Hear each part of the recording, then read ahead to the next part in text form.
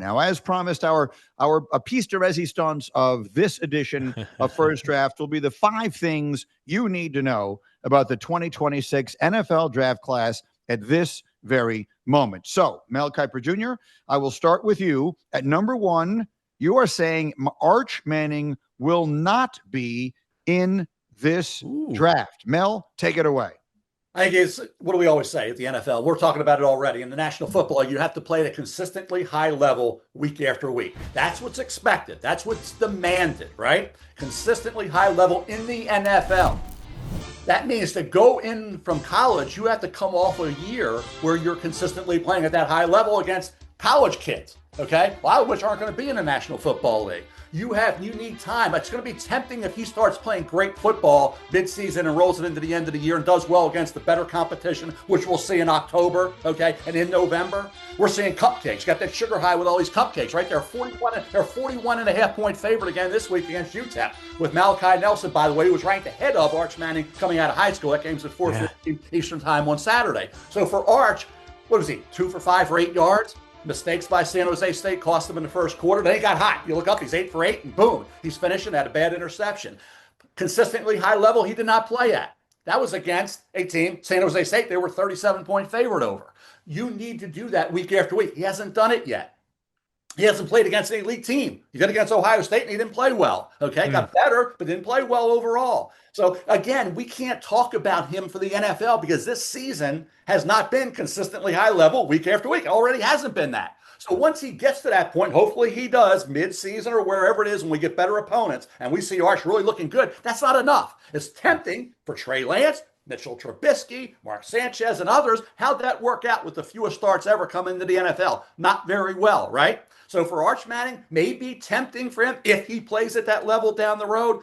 If he doesn't, it's an easy decision. But even if he does play at that level, I'm not coming out after one season. History tells us you shouldn't.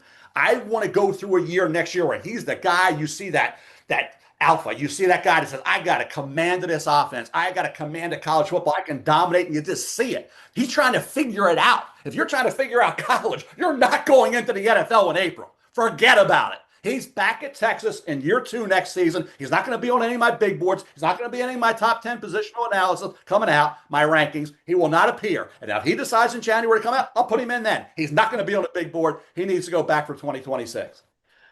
You know, Greeny, I'm more of a man of content. So I still have Arch Manning ranked, and I have him as the second best quarterback in my extremely early quarterback rankings. I thought there was some really good from this past weekend, albeit the competition must be accounted for. San Jose State is a far cry from Columbus, Ohio, where the Ohio State Buckeyes play. But there, I think ultimately what I need to remind people is that we are doing the projection side of this business. If it was merely the merits of statistical performance and achievement, then guys who like Tim Tebow would be the best quarterback in NFL history, right? And that was not the case for Tim. I know that's being a bit reductive, but I hear, Mel, that if you asked me, do I think Arch is going to come out? My lean would be that he does not come out. But until we have a little more context and a plan that feels more solidified, I've got Arch in my rankings. And if the trajectory continues upwards, and I'll get into my quarterback, my first takeaway in just a moment here, that I think Arch will merit more conversation of being in the 2026 NFL draft. That said, before I move on to number 2 here and field, Mel, if you're not ranking Arch Manning, who is clearly the best known of all of the quarterbacks, and you're not a man who wagers on anything, but if you were to wager right now on whose name Roger Goodell will call first when we're all in Pittsburgh in late April, who would you guess it will be? One of 2 quarterbacks, LaNorris Sellers, South Carolina, or Drew Aller, Penn State. I think one of those 2.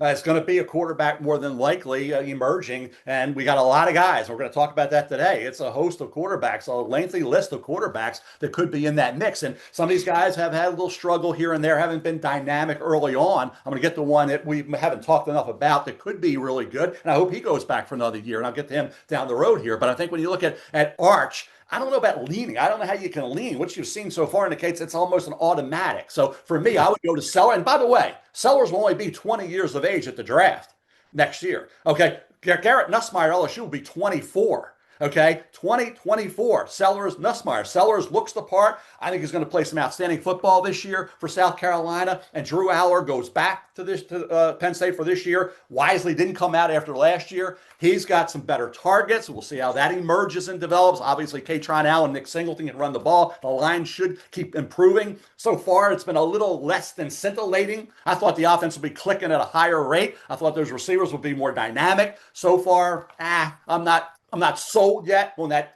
talent around Aller, but so far he looks pretty good, and we'll see what happens as we move forward to tougher games. Obviously, Oregon at Penn State, the end of September is a game we're going to be watching a lot of prospects in that football game.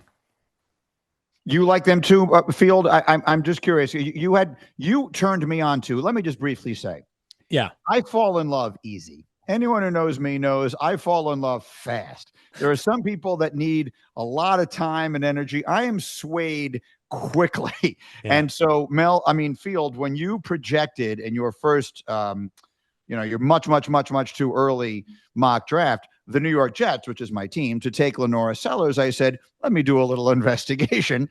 And then I watched his game, which our colleague Louis Riddick happened to be broadcasting on that Sunday. And I fell in love. That's it. Yeah. I'm in love. I'm not in like. I don't want to date. I want to marry LaNorris Sellers. He is the guy that I would want. Now, look, maybe Justin Fields winds up winning, me over, and he remains the quarterback of the Jets for 10 more years. That would be the best case scenario. But if not, you turned me onto it. I cannot get over how much talent LaNorris Sellers seems to have.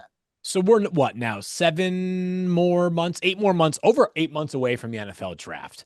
The good thing about this time of the year is that some of the limitations that a player brings to the table, you tell yourself, hey, we'll get those ironed out over the rest of this season, and we'll get them coached out by the time we get to the NFL, right? We're so far away from the actual draft beginning that we're merely focused in on the upside and the good of a player.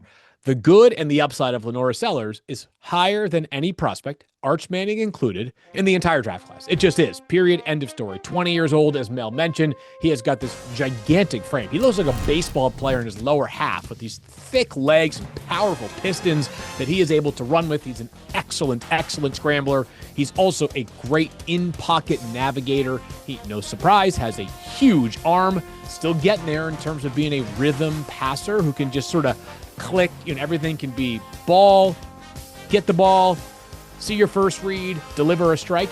That could come in time, but man, the upside of LaNorris Sellers is tantalizing, and he does feel, but I'm not sure why it's that much more of a lock than the other guys, like he has a decent chance of declaring after this season, but we got a lot of football left. And Greeny, can I take it right to my first point that I think is important for people to know? Yes. That we're having this this is September 10th when you are watching or listening to this episode right now.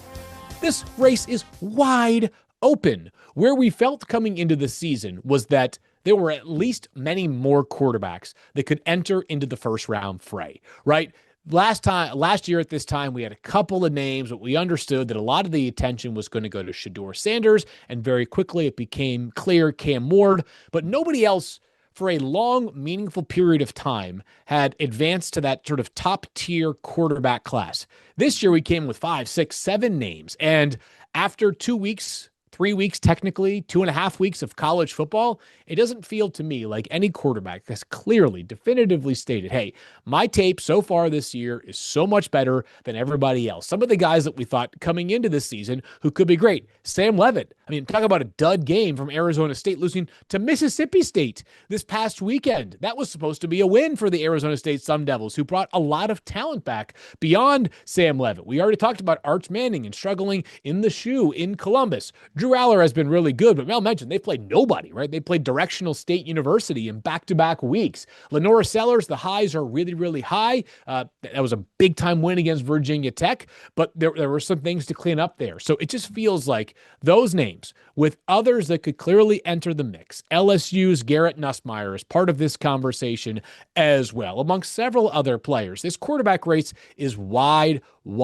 open. And I'm sure there are names that right now we're thinking are maybe more day 2 or even day 3 players, but that's the beauty of the college football season. We can see guys rise up the ranks. I don't think this guy gets to the level of a day 1 player, But how about Sawyer Robertson from Baylor, who this past weekend lit it up in a gigantic win with like 443 passing yards and an overtime victory over SMU? There's strength in numbers at the quarterback position this year that I don't think we had last year.